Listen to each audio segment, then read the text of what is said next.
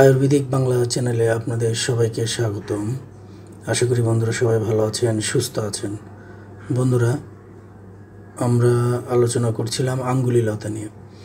প্রথম পর্বে আমরা এর নাম, পরিচিতি, মোটামুটি গুণাগুণ সম্পর্কে, প্রজাতি, ফল ফুল সম্পর্কে আলোচনা করেছি এবং এর ঔষধি কিছু গুণ সম্পর্কেও আলোচনা করেছি। এরপরে আয়ুর্বেদিক শাস্ত্রের ব্যবহার সম্পর্কেও আলোচনা করেছি। আর প্রথম পর্বে আমরা যে সকল রোগে ব্যবহার করা হয়, যেমন ফোড়া গোটাগাটির ক্ষেত্রে, ব্রণের ক্ষেত্রে এই গাছটি কীভাবে ব্যবহার করা হয়, এরপরে চর্মরোগের ক্ষেত্রে কীভাবে ব্যবহার করা হয়, তিল মেস্তা বা ঘায়ের ক্ষেত্রে কীভাবে ব্যবহার করা হয় তা আমরা বলেছি। বন্ধুরা, আসলে আপনারা অনেকে জিজ্ঞাসা করে বা বলে যে গাছের পাওয়ার, আপনি যদি গাছ ঠিকভাবে ব্যবহার করতে পারেন বা গাছ প্রয়োগটা যদি ঠিকভাবে জানেন বা ঔষধ বানানোর প্রসেস যদি আপনার ঠিকভাবে জানা থাকে, গাছ কাজ করবে। আবার আরেকটা বিষয় হচ্ছে আমাদের কেমিক্যাল বডি। আমরা যেটাই খাচ্ছি সব কেমিক্যাল করা, ক্রস ম্যাচ করা, ক্রস করা, যেমন ধরেন হাইব্রিড করা। আমাদের যে ন্যাচারাল, আমাদের বাপ দাদা থেকে আসা যে সকল খাবার, এগুলো কিন্তু আমরা পাই না। অর্থাৎ এগুলোকে ক্রস করা হয়েছে। ক্রস অর্থাৎ ধরেন হাইব্রিড করা হয়েছে। ধরেন একটা আলু ছোট ছিল, সেটাকে কিভাবে বড় করা যায়। আমরা যেমন আগের যুগে আউশ ধান ছিল, অন্য কোনো ধান ছিল না, এই ধানটাকে আস্তে আস্তে মডিফাই করে বিভিন্ন রকমের জাত তৈরি হয়েছে। এরপর আগে এক সিজনে ধান হইতো, এখন 2টা সিজনে ধান হয়। এরকম আপনার মরিচ ছিল একরকম, আমাদের পূর্বপুরুষেরা সবসময় গোলমরিচ সেবন করতো রান্নাবান্নায়। আর আমরা এখন যে কাঁচা মরিচটা সেবন করি বা শুকনো মরিচটা সেবন করি, এটা আসলে আমাদের দেশে ছিল না। আমাদের দেশে মূল ছিল হচ্ছে গোলমরিচ, কিন্তু আস্তে আস্তে গোলমরিচ বিলুপ্ত হয়ে গেছে। আপনারা দেখবেন যে বিদেশে কিন্তু আপনার এই কাঁচা মরিচ বা শুকনো মরিচ খুব কম ব্যবহার হয়। তারা দেখবেন যে প্রত্যেকটা খাবারে গোলমরিচ ব্যবহার করে। অর্থাৎ আমাদের আমরা যেটা দিয়ে একসময় সুস্থ থাকছি, সেটা অন্যরা আমাদের কাছ থেকে ছিনিয়ে নিয়ে চলে গেছে। এরপরে দেখবেন বাজারে লাল শাক। আগের লাল শাক ছিল টকটকে, ভাত যখন আপনি মাখবেন প্লেটে রক্তের মতো লাল ছিল, কিন্তু এখন আর লাল হয় না। এখন চায়না নিয়ে চলে গেছে এই শাকটাকে। চায়নাতে এখন লাল টকটকে রয়েছে, কিন্তু আমাদের এই জাতটা আমরা ধরে রাখতে পারিনি। আগের যুগে মানুষ বীজ ধরে রাখতো বাড়িতেই, কিন্তু এখন আমরা বিভিন্ন কোম্পানির উপর নির্ভরশীল হয়ে গেছি। কোম্পানিরা বিভিন্নভাবে বীজটাকে ক্রস ম্যাচ করে, একটার সঙ্গে আর একটা, আরেকটার সঙ্গে আর একটা, আরেকটার সঙ্গে আর একটা, এরকম করে এগুলো ক্রস হয়ে গেছে, যাতে আমাদের এগুলো আসলে আমাদের বডিতে এসে একটা ইফেক্ট মানে। এরপরে প্রচুর পরিমাণে কীটনাশক ব্যবহার করা হয়, প্রচুর পরিমাণে সার ব্যবহার করা হয়। কোনো এক সময় সার ছিল না, শুধুমাত্র জৈব সার দিয়ে চাষ হতো। সেই সময় মানুষ 100 বছর বেঁচে থাকতো সুস্থভাবে, কোনো অসুখ বিসুখ হতো না, কিন্তু এখন অনেক অসুখ বিসুখ হয়। এরপরে ফরমালিন, খাবারটাকে সতেজ রাখার জন্য ফরমালিন ব্যবহার করা হয়ে থাকে, বিভিন্ন রকমের কেমিক্যাল ব্যবহার করা হয়ে থাকে। আসলে আমাদের বডিটা এখন এমন হয়ে গেছে, এই গাছগাছালি ধরতে সময় লাগে। অনেকে বলে যে আয়ুর্বেদ চিকিৎসায় সময় লাগে বা আয়ুর্বেদে আপনার ইনস্ট্যান্ট কোনো সলিউশন নাই। আসলে ভুল কথা। যদি আয়ুর্বেদ প্রপার কেউ জানে ইনস্ট্যান্ট যে কোনো জিনিস, অনেকে মনে করে যে আয়ুর্বেদে সার্জারি নেই, অনেক আয়ুর্বেদে সার্জারি ছিল। আপনারা যদি সুশ্রুপ সংহিতা যদি কেউ পড়ে থাকেন, তাহলে অবশ্যই এই সার্জারি সম্পর্কে জানতে পারবেন।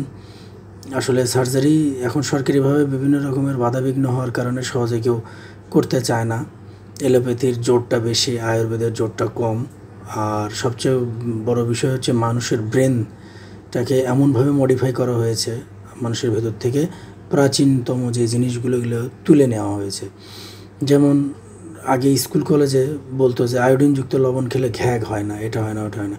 কিন্তু আসলে আয়োডিনযুক্ত লবণ অর্থাৎ রিফাইন্ড যে লবণটা আমরা সেবন করতেছি, এই লবণ বিষাক্ত। এই লবণ খাওয়া যাবে না। এই লবণ খেলে আপনার মনে করেন হাই ব্লাড প্রেশার, ডায়াবেটিস, বিভিন্ন রকমের রোগ, ক্যান্সার পর্যন্ত হয়।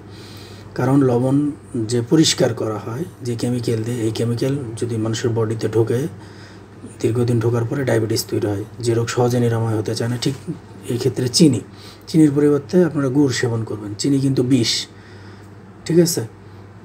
এরকম অনেক রকমের খাবার রয়েছে যা আসলে আমরা অনেকে দেখবেন যে একটু বেছে কুচে চলার চেষ্টা করে, তারা হয়তো কিছুটা সুস্থ থাকে। ন্যাচারাল জিনিস, এখন যেমন আমরা পোলট্রি খাবারগুলো বেশি খাই, ক্রস গাভীর দুধ খাচ্ছি, এগুলো কিন্তু আমাদের বডির জন্য অতটা উপযোগী না। যে দেশের যে মানে সৃষ্টিকর্তা যে দেশে যে গাছগাছালি দিয়েছে সেই দেশের জন্য সেটা উপযোগী, আমাদের জন্য যেটা উপযোগী আমাদের সেটাই খাওয়া উচিত এবং বুঝে শুনে। আর সবচেয়ে বড় বিষ হচ্ছে সয়াবিন তেল। সয়াবিন তেল আপনারা ভুল করেও খাবেন না। আর তেল যত গাঢ়া হবে, অর্থাৎ ঘানিতে ভাঙ্গা, যত চিপচিপা এবং গাঢ়া হবে তেল তত ভালো হবে। তেল রিফাইন করে পাতলা করা হয়, এটা কিন্তু ক্ষতি, এটা কিন্তু অসুখ বিসুখ বেশি হয়, ঠিক আছে। আপনারা হয়তো বোঝার চেষ্টা করতেছেন। আয়ুর্বেদ এমন একটা মানে শাস্ত্র যেখানে আপনার মানুষকে সুস্থ রাখার জন্য একটা মানে পুরো রুটিন দেওয়া হয়ে থাকে। মানুষের দাঁত দেখবেন প্রাণীর দাঁতের মতো রয়েছে, এবং অর্থাৎ মাংসশাসী প্রাণীর দাঁতের মতো দাঁত রয়েছে, পাশাপাশি হচ্ছে আপনার মানে যে সকল প্রাণী হচ্ছে তৃণভোজী তাদের দাঁতের মতো দাঁত রয়েছে। অর্থাৎ মানুষ দুই রকমেরই খাবার খায়, তবে আপনি যেভাবে বডিকে তৈরি করবেন খেয়ে বডি ওটাই, হয়তো 2 সপ্তাহ আপনার সময় লাগবে অ্যাডজাস্ট হতে। আর সবসময় চেষ্টা করবেন দেশি ফল ফ্রুটস খাওয়ার জন্য। বিদেশি ফল নাম ডাক, হ্যাঁ, আভিজাত্য দেখানোর জন্য হয়তো অনেকে বিদেশি ফল ফ্রুটস সেবন করে। যাদের আভিজাত্য রয়েছে বা অর্থ সম্পদ রয়েছে, যদি বিদেশি ফল ফ্রুটস আপনারা খান, সেক্ষেত্রে লবণ দিয়ে বা ভিনেগার দিয়ে ভিজিয়ে রাখবেন রাতে, সকালবেলা ভালোভাবে ধুয়ে হয়তো সেবন করবেন। কারণ আপনি দেখবেন যে বাজারে যে সকল বিদেশি ফল ফ্রুটস থাকে এগুলো ঘরে নিয়ে এসে রেখে দেবেন, সহজে পচে না। অথচ আমাদের দেশি ফল রেখে দেবেন 1 দিন 2 দিনে পচে যায়, কারণ এগুলোতে কেমিক্যাল দেওয়া থাকে না। আর বিদেশি ফলগুলোতে কেমিক্যাল দেওয়া থাকে। আপনাকে খুব হিসাব নিকাশ করে চলতে হবে। আর চাষ করা জিনিস যত অ্যাভয়েড করা যায়, আপনি দেখবেন যে জঙ্গলে অনেক গাছগাছালি রয়েছে যেগুলো কিন্তু সেবন করা যায়, যা আমরা জানি না। উপজাতিরা কিন্তু এগুলো বেশিরভাগ সেবন করে। আপনি দেখবেন পাহাড়ি এলাকায় আপনার যেটাকে জুম চাষ বলা হয়, পাহাড়ে কিন্তু একাই অনেক কিছু হয়ে থাকে, কারণ মাটি তাদের উর্বর, অতটা সারও ব্যবহার করতে হয় না, এরা জৈব সার বেশি ব্যবহার করে এবং তারা শক্তপোক্ত এবং শক্তিশালী হয়ে থাকে এবং তাদের সকল দিক দিয়ে কার্যক্ষমতা বেশি হয়ে থাকে। বর্তমানে একটি সমস্যা হচ্ছে যৌন সমস্যা। এই সমস্যাটা প্রত্যেকটা মানুষেরই প্রায় হয়ে থাকে, বিশেষ করে আপনার 30-এর পরে, 35-এর পরে, 38-এর পরে, 40-এর পরে আরও বেশি হয়। এটা হওয়ার কারণ হচ্ছে লাইফস্টাইল, খাওয়া দাওয়ার অনিয়ম। হয়তো অনেকে একটা কোল্ড ড্রিঙ্কস খাচ্ছে, আজকেই খেলাম আর খাবো না, কিন্তু সে তো বিষ বডিতে ঢুকায় নিল, কিন্তু সে তো সেই কেমিক্যালের রিয়াকশনটা বের করার তো কোনো ব্যবস্থা করলো না, ওটা বডিতে একটা ক্ষতি আকারে রয়ে যায়। যাই হোক বন্ধুরা, আমরা আলোচনা করছিলাম আঙ্গুরিলতা নিয়ে। এই গাছটি আমাদের আয়ুর্বেদ শাস্ত্রে বেশ বহু পরিচিত একটি গাছ।